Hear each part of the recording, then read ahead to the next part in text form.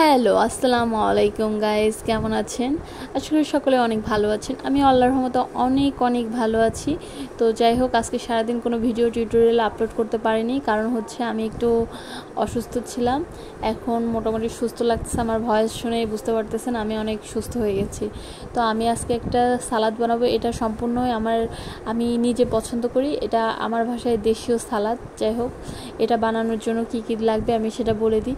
আমি এটা হচ্ছে একটু কুচি কুচি করে নিয়েছি, টমেটো নিয়েছি, শসা নিয়েছি, গাজর নিয়েছি, ধনিয়া পাতা নিয়েছি, কাঁচামরিচ নিয়েছি এবং মূলা নিয়েছি। আপনাদের অনেকেরই আবার মূলাটা পছন্দ না, যাদের পছন্দ না তারা হচ্ছে এটা স্কিপ করতে পারেন।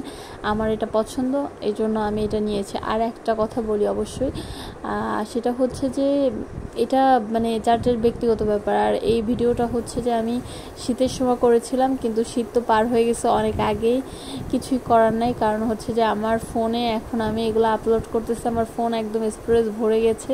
তো আমি এই দেখুন একে একে করে সব কিছু নিয়ে নিচ্ছি। প্রথমে মরিচ আর পেঁয়াজটা হচ্ছে লবণ দিয়ে একটু ডলে নিচ্ছি। এরপর দেখলাম যে এই বাটিতে হবে না, তারপর আমি চিন্তা করলাম বাটিতে না হলে আমি এটাই নিই।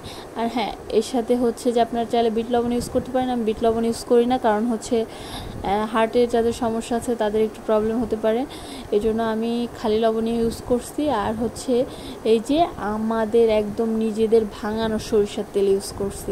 আপনারা চাইলে নিজেদের সরিষার তেল দিয়েই নিতে পারেন, সবার তো আর সরিষার তেল ভাঙানো থাকে না। যাই হোক, আমরা যেটা আমার হাতের কাছে যেটা ছিল সেটা নিয়ে নিছি। আপনারা চাইলে অলিভ অয়েলও নিতে পারেন।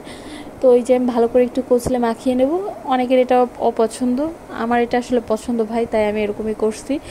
যার যেটা মন চায় সেটাই করতে পারেন। আর একটা কথা, এই সালাদটা খিচুড়ির সাথে খাইতে পারেন, এমনি খাইতে পারেন, আপনি শুধু এই সালাদটা খাইতে পারেন। এটা হচ্ছে আমার নিশির স্টাইলে সালাদ। তো এরকম সবাই খায়।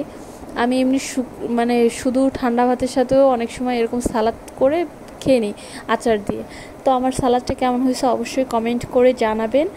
আর হচ্ছে একটা কথা, যারা আমার ফেসবুক পেজ থেকে দেখছেন অবশ্যই একটা ফলো দিবেন আর লাইক কমেন্ট শেয়ার করবেন। আর যারা আমার ইউটিউব চ্যানেল থেকে দেখছেন অবশ্যই একটা সাবস্ক্রাইব করবেন, লাইক কমেন্ট তো করবেনই। আর একটা কথা বলি, এই গরমে বেশি বেশি করে হচ্ছে আপনারা শরবত খাবেন, তাহলে হচ্ছে শরীর ঠান্ডা থাকবে।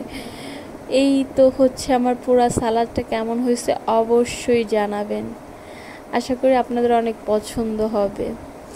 আর মূলার ব্যাপারটা হচ্ছে যে যার যার পছন্দ অনুযায়ী। তো আজকের মতো আল্লাহ হাফেজ, বাই বাই।